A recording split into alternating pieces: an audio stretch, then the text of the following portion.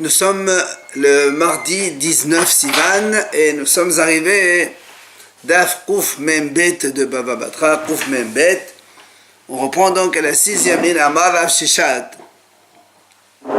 Hier on a vu donc Mahlok quand quelqu'un il est Mezaké la Obar, c'est-à-dire il fait un cadeau à un bébé dans le ventre de sa mère. Selon Rav Nachman, s'il dit donc Stam comme ça, il n'a pas acquis. Mais s'il dit l'Ircheteled, quand elle va coucher, je lui donne ça, ça marche. Rav a dit même quand il dit l'Ircheteled, ça ne marche pas. Et Rav Sheshet lui dit que ce soit normal ou il dit l'Ircheteled. Dans les deux cas, Kana il a acquis. Et on a apporté hier la preuve.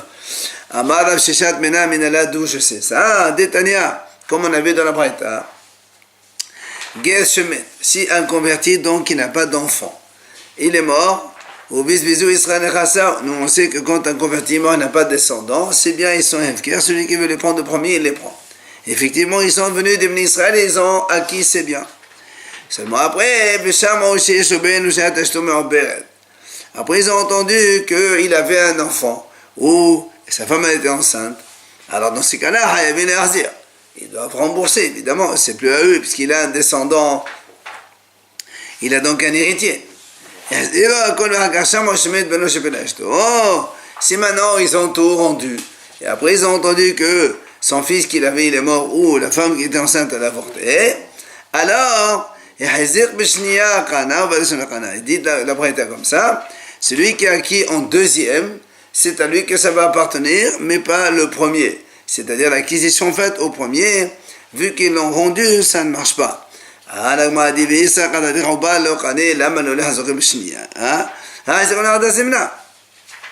Ici on dit dans le cas où il a fait acquisition à ce bébé qui est dans le ventre de sa mère, ça ne marche pas. Alors pourquoi ils ont besoin de faire une deuxième fois Hazaka? Même s'ils l'ont rendu, vu que le bébé dans le ventre de sa mère il n'a pas acquis, ça reste à eux en premier. Donc pourquoi on a dit que ce sont les deuxièmes qui acquièrent?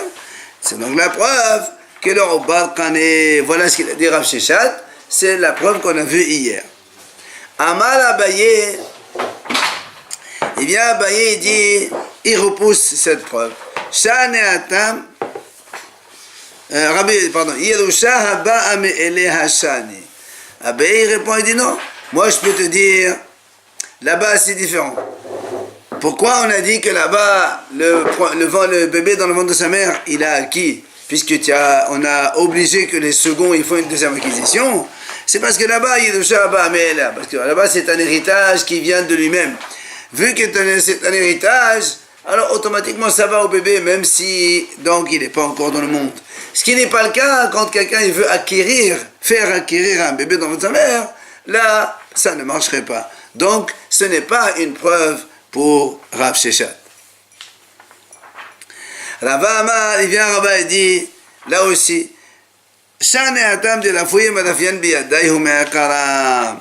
là-bas aussi, il peut te dire, là-bas, c'est pas une preuve. Là-bas, en vérité, je peux te dire que le Oba, quand il est dans le ventre de sa mère, si quelqu'un lui fait acquérir, ça ne marche pas. Alors tu m'as dit là-bas, pourquoi alors ça, ils doivent acquérir une seconde fois? Parce que là-bas, vous savez que les premiers, quand ils ont acquis, eux-mêmes, ils avaient un safek, est-ce qu'il a un enfant, est-ce que sa femme est enceinte ou non. Donc, comme ils avaient un safek, ils n'ont pas eu l'intention de faire acquisition véritable la première fois. Donc, c'est pour cette raison qu'on a dit qu'ils doivent faire une deuxième acquisition, ou ceux qui ont acquis en deuxième, c'est à eux que ça appartient. Parce que dès les premiers, déjà, ils n'ont pas fait de façon certaine. Et donc, je peux te dire, eux, c'est leur bar, il n'est pas connu, pas comme là-bas. Viens l'Agma nous dit, Maï Benaïou, c'est quoi la différence entre Abba et Rabba dans le raisonnement, puisque de toute façon, au résultat final, le Obar, il n'est pas connu. L'Agma dit, il y a un cas où, Shesham Obo Shemet, Velo Met, Berhakar Met. Imaginons qu'ils ont entendu que l'enfant qu'il avait se converti, il est mort. Alors que véritablement, il n'est pas mort. Et c'est seulement après qu'il est mort. Alors c'est quoi la différence? Abaye, il a dit quoi? Abaye, il a dit là-bas, c'est Yerusha Haba Me'elea. Donc, selon Abaye, puisque c'est un héritage qui vient automatiquement, et que eux, ils ont cru qu'il était mort alors qu'il n'était pas mort. Du coup, ça appartient au bébé. C'est pour ça qu'après, on exige qu'il y ait une deuxième hazaka. Alors que Rava, qu'est-ce qu'il a dit? Rava, il a dit que c'était un safek entre leurs mains. Maintenant que c'était un safek et après, on voit qu'il n'est pas mort béhémet, alors dans ces cas-là, puisque à cause du safek qu'ils n'ont pas fait, dans tous les cas, eux, ils avaient un safek, ils n'ont pas fait une acquisition véritable, donc c'est pour ça que ça appartient au second. Là, Shema Lagma essaie donc de poser une question. Tinok ben yom echad, nohel ou manhil. La Braïta dit comme ça. Un bébé, même âgé d'un jour, nohel, il peut hériter si son père il meurt, ou manhil, il peut faire hériter à d'autres, si bien sûr, donc il a des héritiers, on verra comment. Alors Lagma a dit, ben yom echad in, ou bala. Si la Braïta nous dit un bébé âgé d'un jour, ça veut dire, tu vois bien que autrement, un moins que ça ne marche pas. Ça veut dire donc un bébé dans le ventre de sa mère, ça n'acquiert pas. Donc, c'est une question contre Rav Sheshat qui a dit oui, ça acquiert. Amar Rav Sheshat.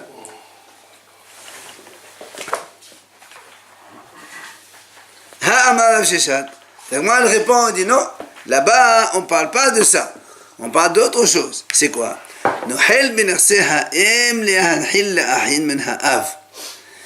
Et Rav Sheshat te dit non, là-bas, tu n'as pas compris. C'est pas comme ça. En vérité, là-bas, on parle on parle des biens de la mère. On ne parle pas de l'héritage paternel normal. On parle des biens de la mère. Et là-bas, on dit effectivement, ça veut dire qu'un enfant âgé d'un jour, Nohel ben il hérite les biens de sa mère. Donc ça veut dire que si sa mère, elle meurt, c'est la sienne à lui seulement, et donc son père a d'autres enfants, d'autres femmes, donc il hérite de sa mère. Il a force d'héritage de sa mère, il est âgé un jour. Maintenant, si lui meurt, cet enfant-là qui a un jour, il meurt le lendemain par exemple, dans ces cas-là, il va donner l'héritage à ses autres frères. Puisque quand la mère, elle meurt, c'est que ses enfants qui prennent. Donc imagine un mari qui a deux femmes.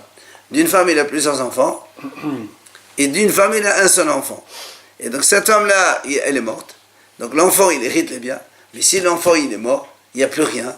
Donc ce tout revient au père, et après ça va distribuer aux frères.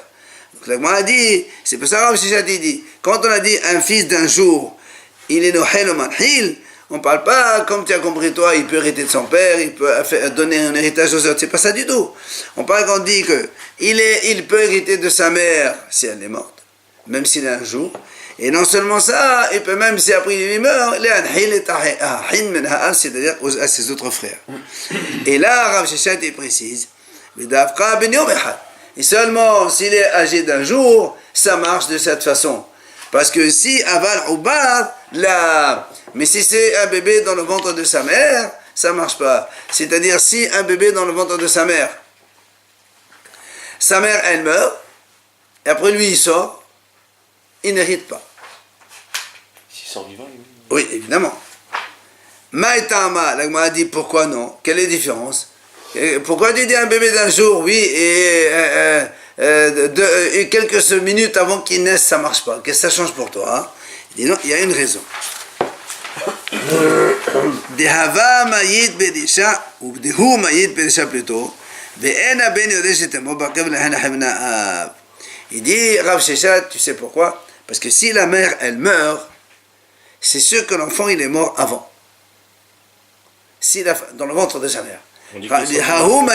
Justement, lui il te dit ça n'existe pas. Ça existe des enfants qui sortent de la mère. Évidemment. Non, si la mère elle meurt, oui. Lui il te dit l'enfant il est mort avant elle. Donc, hein? Il dit qu'il est sorti. Non, on est en train de dire. Nous on a dit comme ça. Lui il a dit comme ça. Quand on a dit un fils d'un jour, il hérite de sa mère pour faire hériter à ses frères. Seulement s'il est âgé d'un jour. Mais s'il n'est pas âgé d'un jour, il est encore dans le ventre de sa mère, ça ne marche pas. Pourquoi ça ne marche pas? Parce que justement, l'enfant dans le ventre de sa mère, si sa mère elle meurt, il meurt avant elle.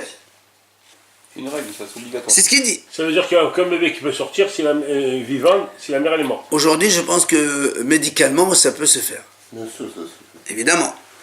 Maintenant, mais évidemment, après un enfant qui est mort, il ne peut pas arrêter sa mère, c'est pas possible. Donc c'est pour ça que ça ne marche pas. Alors justement, la Gemara pose une question, elle dit quoi? Comment on te dit que l'enfant, il meurt avant sa mère?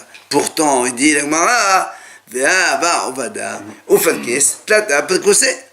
y avait une fois une histoire comme ça, que la femme, elle est morte, et le bébé est sorti, il a bougé un petit peu, et après il est mort. Mais il a bougé quand même. Donc tu vois bien qu'il n'est pas mort avant sa mère. C'est la preuve que la Gemara ramène. Amal mort barabash. Il vient mort barabash. Il répond, il dit non, ça c'est pas du tout un problème. Mais dès dehava azena valetash mefarkeset. Il dit, tu sais quoi, là-bas, parce que, non, là-bas c'est comme ça le lézard. Quand on le coupe la queue elle continue à bouger. Pourtant, il n'y a rien. Il dit, c'est un peu la même chose. Donc ça s'appelle pas, c'est pas un signe de vie, ça. D'accord? C'est nerveux. Voilà, exactement. Mort baré de Rav Yosef. Meshime de Rava Amar. Il vient, le fils de Rav Yosef, au nom de Rava, il donne une deuxième réponse. Il dit pourquoi on a dit justement que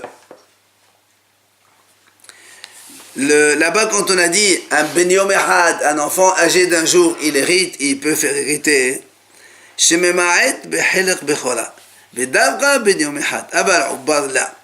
Il dit, c'est pour nous dire en fait, si maintenant un père il a 3 enfants et sa femme elle accouche d'un bébé aujourd'hui, d'un jour, et après le père il meurt, donc ça fait que cet enfant, ce 4e enfant, même âgé d'un jour, il ne prend pas dans l'héritage, évidemment. D'accord? Et si par exemple, avant que lui naisse, imaginons qu'il y avait un premier-né, donc il y aurait une double part, plus 2, ça fait donc 3 garçons, mais il y a un premier-né. C'est-à-dire on va partager les biens en 4, ce qu'on fait d'habitude. Le premier on lui donne 2 et après les 2 à chacun. Alors il te dit que s'il y a un enfant même âgé d'un jour, il va réduire la part évidemment de la Bechora, puisque maintenant on ne va pas distribuer en 4, on va distribuer en 5, puisqu'il y a 3 frères, plus le Bechor. C'est pour ça qu'il dit, Mema'et behanek Bechora. C'est-à-dire même il est âgé d'un jour. C'est l'aîné là. Non, il est le 4e là, dans notre exemple. Ah. Et donc il réduit la part du premier-né, évidemment. Et là, il précise justement, Vedavka ben yom echad, seulement s'il est âgé d'un jour. Aval ubat là. Mais imaginons, pardon. Imaginons, le père quand il meurt, il a 3 garçons, un premier-né plus 2, plus sa femme elle est enceinte. Alors comment on partage l'héritage? Il te dit non, on partage en 4 normal. Le premier on lui donne 2 parts, c'est un premier-né, les 2 autres un chacun, et le Rabbar il prend rien. Alors là, m'a dit, mais pourquoi non? Elle dit, parce que la Torah dit, Vialdolo Amarahamana. Parce que la Torah dit, Vialdolo. Qui c'est qui prend une part dans l'héritage? Ceux qui sont nés. Or celui-là, il n'est pas encore né. C'est pour ça que Ben Yom Echad, il a le droit. Moi, il ne prend pas du tout. C'est sûr qu'il vit en plus. Après, on verra. De'amar, mort balé de Rav Yosef, Meshemé de Rava. Comme il a dit, mort, fils de Rav Yosef. Il n'aura pas d'héritage. Pardon? Celui-là, après, quand il va naître, il n'aura pas d'héritage par rapport à ses frères. Il n'aura pas d'héritage. En tout cas, ce qu'on doit savoir, c'est qu'il ne réduit pas la part du premier-né. S'il ne réduit pas, ça veut dire qu'il n'aura pas d'héritage. Ça veut dire qu'il aura peut-être, si sa mère elle a quelque chose, il aura peut-être l'héritage de sa mère, mais en dehors de ça, il n'aura pas d'héritage. Alors que c'est son père aussi. C'est pour ça que, justement, c'est pour ça qu'on n'a pas dit qu'il n'hérite pas. On a dit qu'il ne réduit pas la part du premier, la double part du premier. Ça implique que... Mistama, je ne sais pas ce qu'il aura. Je ne sais pas ce qu'il aura. Alachiquement, je ne sais pas ce qu'il aura. Mais en tout cas, on sait ici déjà que le partage se fait sans lui. Ou bien, je ne sais pas. Peut-être qu'on fait le partage comme ça en 3. enfin en 4, et on donne 2, ou plutôt, regardez, on va peut-être, je ne sais pas, j'imagine qu'on va faire ça, parce que c'est vrai qu'après quand il va naître aussi, il aura droit. Imaginons qu'il a 100 000 d'héritage, il a 3 garçons, un premier-né plus 2, plus le bébé qui est dans le ventre de sa mère. Alors nous, on a dit que ce bébé-là, il ne réduit pas la part de droit du double. Il n'y a marqué halq bi khola. Il n'y a pas marqué l'héritage. Halq bi khola. Ça veut dire, on imagine qu'il n'est pas là. On imagine qu'il n'est pas là. Donc on partage en 4. Ça fait 25, 25, 25, 25. Le premier, il doit prendre 50. En vérité, on ne donne pas 50. Le premier, on donne 25. La part de double. Après, il nous reste 75. On attend la naissance de ce bébé. Si c'est une fille, ben, on continue à faire le normal. Et si c'est un garçon, les 75, on le divise par 4. Peut-être c'est comme ça qu'il faut faire. Je ne sais pas. J'imagine. Mais en tout cas, on n'enlève pas la part double du premier. Oui, parce qu'il parle du premier-né, là, il parle pas.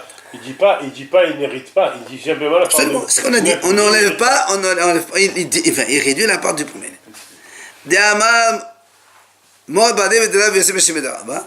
C'est ce qu'il a dit, mort. Donc, on en aura. Ben shenolad le'achad metat avihu eno mema'ed be'halq bechora ma'etam ma'bed lo amal hamana be'halika. Donc c'est ce qu'il dit.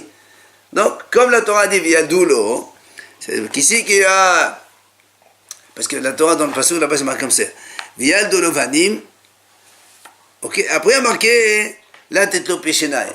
Donc celui qui compte dans le partage de la double part, c'est ceux qui sont nés, pas ceux qui sont dans le ventre. C'est-à-dire, dans notre cas, nous, on ne va pas dire, tiens, un bébé, peut-être c'est un garçon, on divise par 5, parce qu'on le compte en temps. Non, tu ne comptes pas.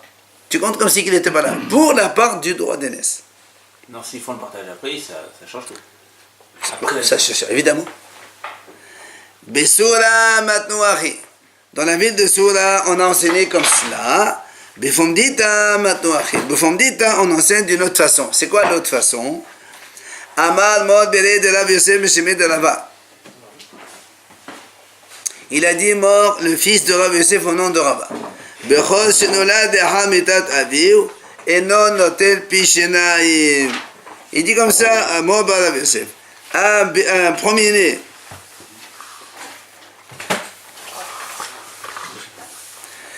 Un premier-né, regardez ce qu'il dit. Il a dit un premier-né qui est né après la mort de son père. Imagine, un monsieur il est marié, sa femme elle est enceinte, un cas, et elle a des jumeaux. Donc le monsieur il meurt, sa femme elle accouche de 2 jumeaux. Donc il y a un premier-né plus un deuxième. Or quand il est né, le premier-né, le père il était mort déjà. Alors ici, il n'y a pas de double part. Il ne prend pas la double part. Pourquoi? Il ne prend pas notre épicentre. Maïtama, il y a Kirah Amarahamana Vealita. Parce que la Torah dit Yakir la tetlopishinai. C'est le père qui reconnaît son fils aîné, premier-né donc, pour lui donner la double part. Comme ici le père n'est pas là, alors il n'y a pas de double part. Donc il prend quand même, donc tout à l'heure. Normal. Donc il prend tout à l'heure aussi. C'est ça. Et ça confirme ce qu'on a vu tout à l'heure. Exactement. Donc ça confirme que les enfants ils prennent quand même. Alors, Behali t'a dit Yakir, donc ici il n'y a pas Yakir, c'est pour ça qu'il ne prend pas. Maintenant, la Gemara dit Behel Cheta et la Halacha. La Gemara dit effectivement, la halakha elle est comme tous les enseignements qu'on vient de voir maintenant, au nom de mort Bar Rav Yosef qui a dit au nom de Rava, c'est-à-dire, premièrement, quand un enfant est âgé d'un jour, il est considéré comme un enfant, donc on partage avec lui. Un premier-né ne réduit pas, en bas dans le ventre de sa mère, par contre, lui, il ne réduit pas la part de droit d'aînesse. Et enfin, un premier-né qui est né après la mort du père, il n'a pas le droit donc à la double part, c'est ce qu'on vient de dire maintenant. Pardon.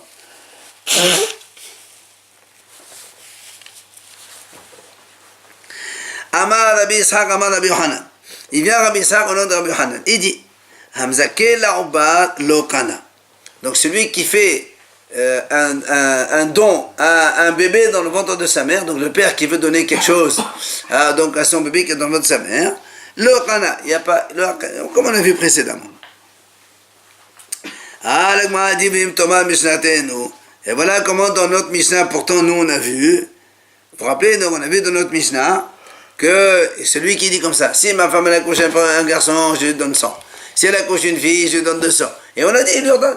Alors donc il est kana, sinon pourquoi tu lui donnes? Alors il te dit, il dit parce que là-bas, c'est pas pareil. Étant donné là-bas, on parle du père vis-à-vis de son fils. On dit que l'esprit du père, il est proche de son fils. C'est-à-dire qu'il est d'accord, il est content de lui donner même s'il n'est pas là. Mais là, nous, on parle d'un cas où un homme, il veut donner un bébé dans le ventre de sa mère qui n'est pas son fils. Je veux donner, je sais pas, un bébé dans le ventre de sa mère. Il dit, voilà, je vais lui donner un cadeau de temps. Ça marche pas tant qu'il est dans le ventre de sa mère. Mais par rapport à un père qui donne à ses enfants, ça marche. Qu'est-ce que ça veut dire qu'il donne c'est une femme qui... C'est pas sa femme? Non, c'est pas sa femme. Imagine la femme de sa sœur, ça, ben, je sais rien. Bah, c'est pareil. C'est une relation quand même. Donc le père avec son fils, il peut tout faire. Dans Ouais, le ventre. même, exactement. Amal et Shmuel, le Rav Hana Bardata'a. Il vient à Shmuel, il lui dit à Rav Hana Bardata'a, pour Aïtélé, sors, amène-moi 10 hommes. Il était au tribunal. Et mal comme ça, je te annonce devant les 10, qui est la confirmation officielle. Comme ça, moi j'annonce à tout le monde, celui qui fait un cadeau, un bébé dans le ventre de sa mère, il a acquis. Et l'Agmara dit effectivement que non. Et c'est pas ça l'halakha. Oh là là. Même si Shmuel voulait dire ça, l'halakha n'est pas comme ça.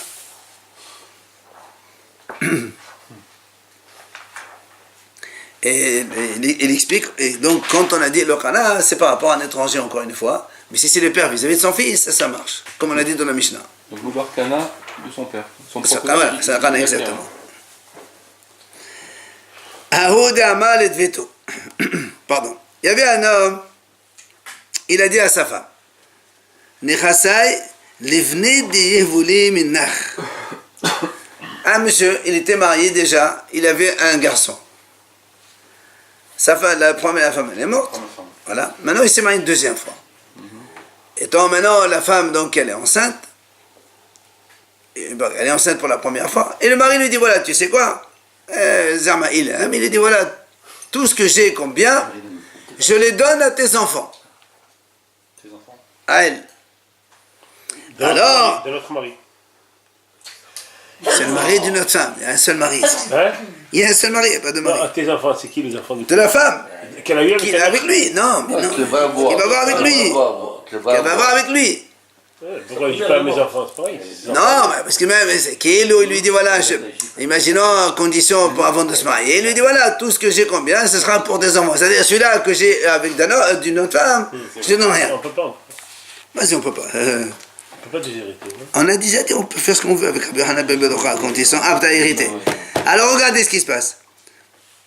Amal, Atab avec Keshisha, il est venu ce grand garçon, donc du précédent mariage.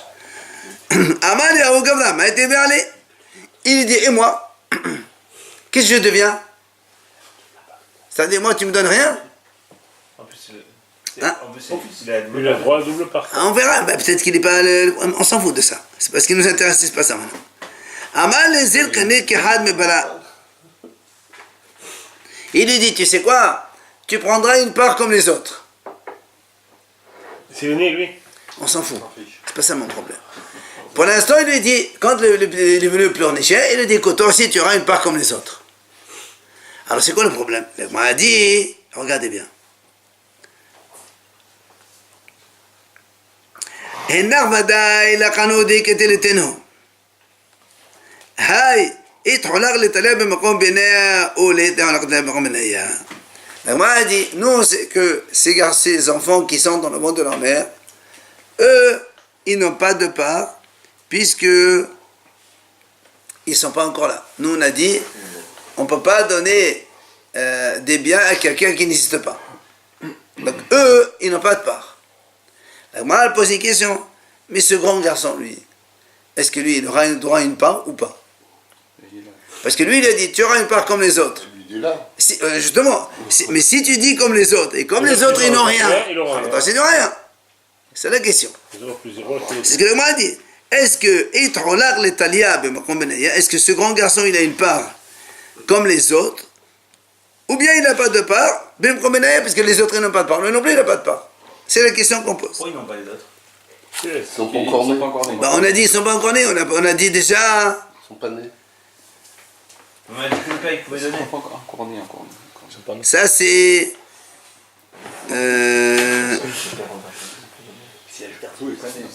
Non, non. Attends.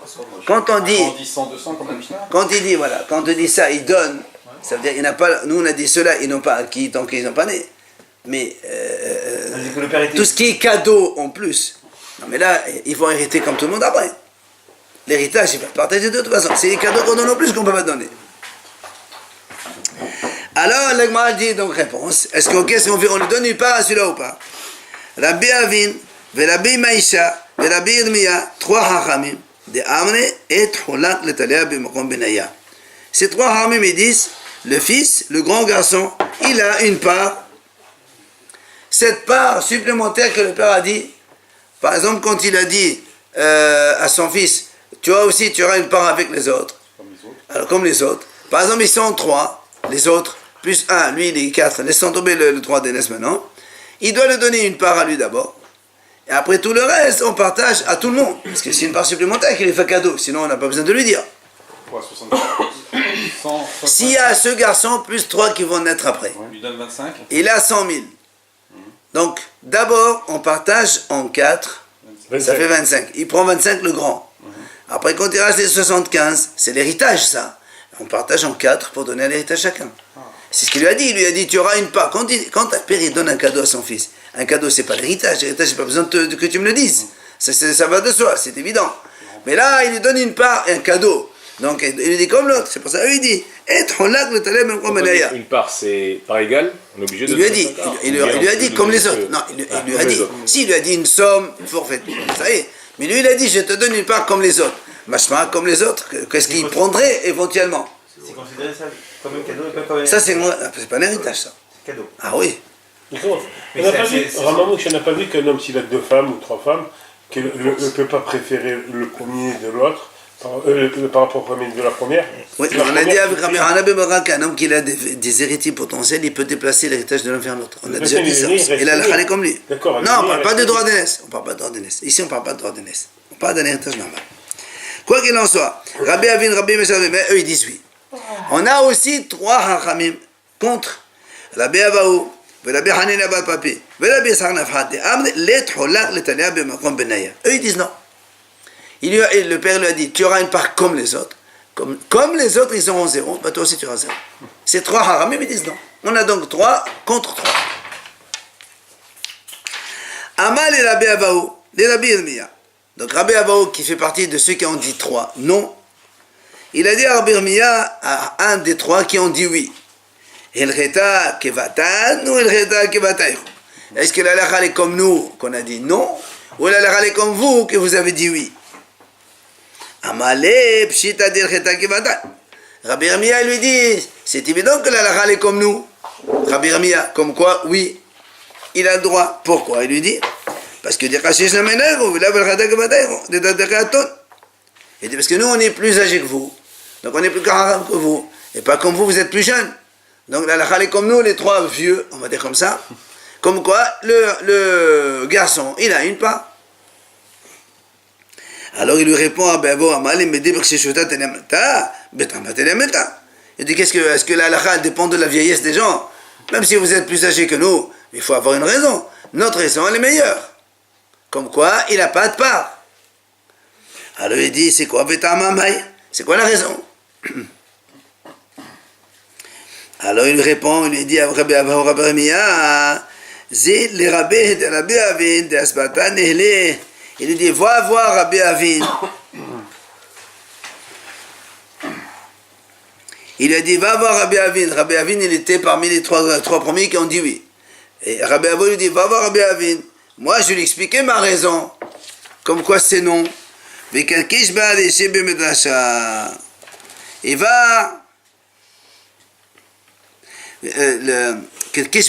ça veut dire, il a fait un signe de la tête comme quoi il est d'accord avec mon argument. Comme quoi il est d'accord que c'est non. D'accord, comme moi. Azal et Rabbi. Alors Rabbi Yirmiyah, il était allé le voir au Beth Midrash. Je dis alors, qu'est-ce qu'on fait? Alors Amal, il lui a répondu. Elo Amal Kene Kahamod Mekani. Il lui répond, il lui dit comme ça. Est-ce qu'un homme qui dit à un autre, il lui dit, écoute, je te fais un cadeau comme un âne. À toi, comme je fais cadeau à l'âne. Est-ce que ça marche?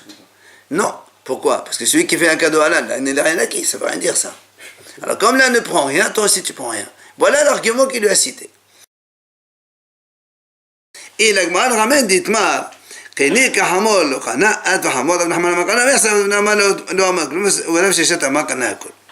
l'Agmara dit comme ça. Si un homme il dit à l'autre, tu acquiers kahamo, comme un âne. Alors ça, tout le monde est d'accord, il n'a pas acquis.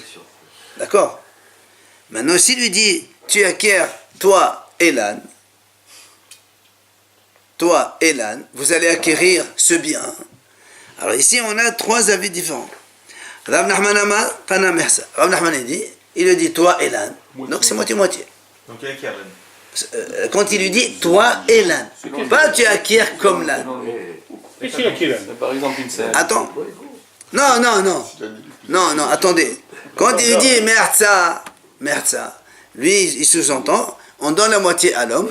L'âne, évidemment, il rien à prendre. Mais comme il dit toi et l'âne, donc tu vas prendre la moitié. Tout pour l'homme. Non. Rav Nachman, il dit, il prend la moitié.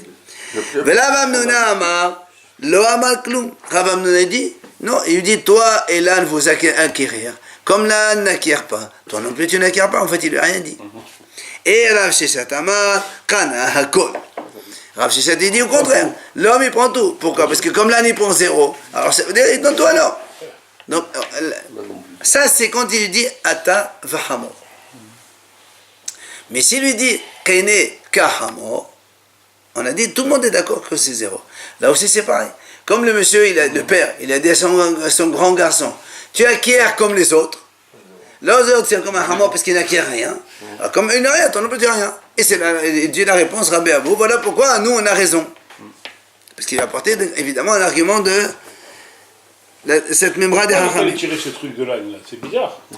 C'est une expression. Oui, une expression, mais. Alors, 2 secondes, regardez ça. Amar Rav Sheshat. Maintenant, Rav Sheshat, il essaye.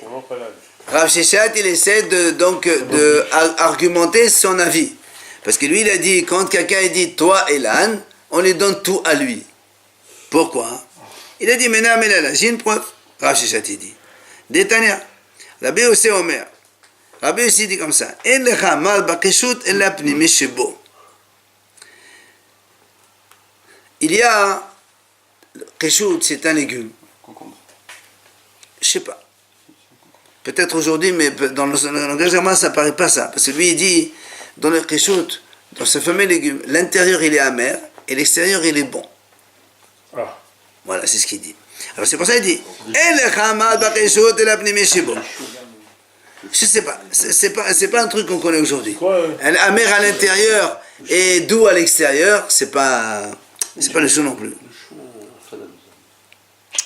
Tov, il a dit comme ça donc, il n'y a pas d'amer dans ce légume-là que l'intérieur seulement. Bien. Alors, il dit comme ça. Vous savez que quand on fait la trouma, quand on prélève la trouma, normalement c'est 2%, la moyenne. Alors il dit, le fichach, kishuhu torem, musif ala hason shebu betorem. Quand il va prélever, imagine il a 100 keshout, 100, comment tu l'appelles, concombre, appelle concombre, allez, 100 concombres. Il faut prélever 2 concombres. Il prélève 2 concombres. Seulement, dans le problème, c'est quoi? On craint que dans les 2 concombres qu'il a pris, la partie centrale amère, elle est plus volumineuse que la partie douce. Et donc, le prélèvement n'est pas valable. Parce qu'il faut prélever toujours le bon du mauvais, pas le mauvais du bon. Alors c'est pour ça qu'il dit que quand il est torem, Moussif ala Hisson Shebo Betorem, il rajoute autre chose. Voilà, là-bas il explique que c'est un peu de ça ou un peu plus. Il rajoute, il prend 2 plus, un peu plus de la partie extérieure. Comme ça, moi, ça équilibre par rapport, on ne sait pas ce qui se passe. Et là, l'Agma lui dit, donc Rav Sheshat, il explique. Il dit, et donc ça marche comme ça. C'est-à-dire, je prélève 2 kéchout, plus une moitié d'un autre, mais partie extérieure comme quoi elle est bonne. Et je dis tout ça, c'est Trouma sur les 100 que j'ai. Très bien. Alors Rav Sheshet dit, pourquoi ça marcherait? Amay. Advahamadhu. Mais c'est la même chose que toi et Ilan. Ça veut dire quoi? Si je dis que, comme on a dit maintenant, toi et Ilan, d'accord, Rabbouna dit, tu vois bien que ça marche. Ok. Alors pourquoi ici, quand on dit la partie, on va dire les 2 concombres que j'ai pris, il y a une partie amère, une partie qui est bonne. Et moi je dis, la partie bonne plus la partie amère, c'est Trouma sur les 100. Or, comme la partie amère n'est pas bonne, normalement tout le reste n'est pas bon. Ouais, c'est comme toi et Ilan. Et sur les 100, c'est pareil, il y a une partie bonne, une partie pas mère. Alors comment on ne sait pas justement, parce qu'on ne sait pas quel est le volume, voilà, le volume de la partie amère. C'est pour ça qu'on rajoute un petit peu. Alors il dit, mais même si tu rajoutes, ça ne sert à rien. Pourquoi? Parce que quand il y a une partie amère plus une partie douce, la partie amère n'est pas bonne pour la Trouma. Alors donc si la partie amère n'est pas bonne, la mère n'est pas bonne, alors la bonne non plus n'est pas bonne. Parce que nous on dit, selon toi Elan, tu me dis ça marche pas. Ben là aussi toi Elan ça marche pas. La douce et la mère ça marche pas ensemble. Alors pourquoi tu dis que la Trouma elle est bonne? Donc tu vois bien, c'est la preuve que toi Elan ça marche. C'est pour ça que Rav Sheshet dit, moi je dis quand quelqu'un dit à l'autre, tu acquiers toi Elan, même si Elan n'acquiert pas, toi tu prends tout. Comme ici chez nous, toi la douce et la mère, enfin la part douce et la part amère, et tous les 2 c'est valable comme Trouma sur le reste, bien que la partie amère n'est pas bonne, et bien ça s'associe et ça marche. C'est ce qu'il dit Rav Sheshet comme argument. Là, moi, elle vient et dit non. C'est pas l'argument, elle repousse. Tu sais pourquoi? Il dit, monsieur, ça n'a rien à voir. La Gemara dit, parce que là-bas, ça n'a rien à voir. Tu sais pourquoi? Parce que là-bas, nous, on a dit, quand on prélève la Trouma, il faut prélever le bon du bon. Mais en vérité, si tu prélèves le mauvais du bon, c'est aussi la Trouma est valable. Quelqu'un, il a maintenant 100 kilos de blé, super qualité.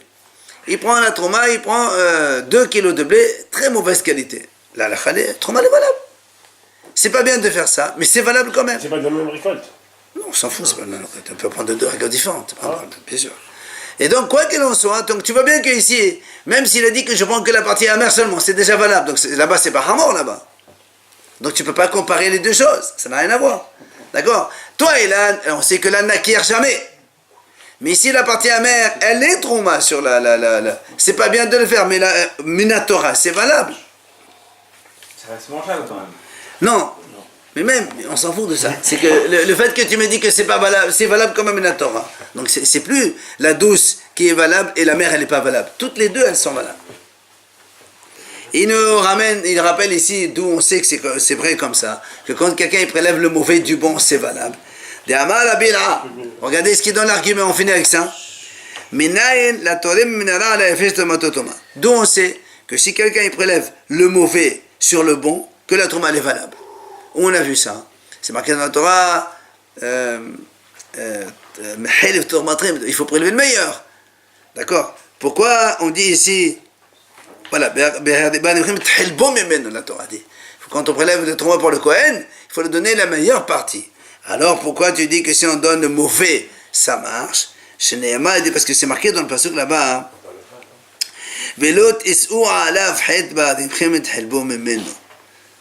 La Torah dit attention, si tu prélèves le meilleur, tu fais pas de faute. Sous-entendu que si tu prélèves le mauvais, tu fais une faute. La Gemara dit pourquoi je fais une faute? Pourquoi dis-je une faute? Si j'ai prélevé le mauvais, tu me dis que c'est pas valable, je remets dans l'otage, je reprélève. C'est quoi la faute ici? Et là-bas, ça veut dire quoi? Hein? On peut remettre dans l'otage? Quelque chose qui a été prélevé au titre de Trouma. Tu me dis que c'est pas valable. Oui, il a raison, tu peux pas remettre dedans. Mais si tu me dis que c'est pas valable, donc la Trouma n'est pas valable, c'est pas une Trouma. Donc je remets et je prends le meilleur. Tout est mauvais. Puis tu remets Non. Si tu me dis que ce que j'ai prélevé c'est pas valable. D'accord. Donc mon prélèvement il vaut 0. Alors, je remets tout dans le tas et je recommence. Toi tu me dis non, si tu as prélevé le mauvais, tu as fait un péché. Pourquoi je fais un péché? Si tu es pas d'accord, je recommence. Et là-bas, si la Torah dit que c'est un péché, c'est que c'est un péché. Ça veut dire quoi? Ce que tu as prélevé, c'est valable, tu peux plus recommencer en arrière. Mais c'est pas bon, tu as fait une faute. Parce qu'il faut prendre. Donc tu vois bien qu'on a le droit de prélever le mauvais. Enfin, on a le droit. Si quelqu'un il a prélevé le mauvais du bon, c'est valable. Donc là aussi, elle repousse l'argument de Rav Sheshet à partir de cette histoire de Trouma. Et l'argument qu'il a dit Ad Vahamor Kana Hakol, c'est son avis, mais il n'a pas donc de preuve. D'accord.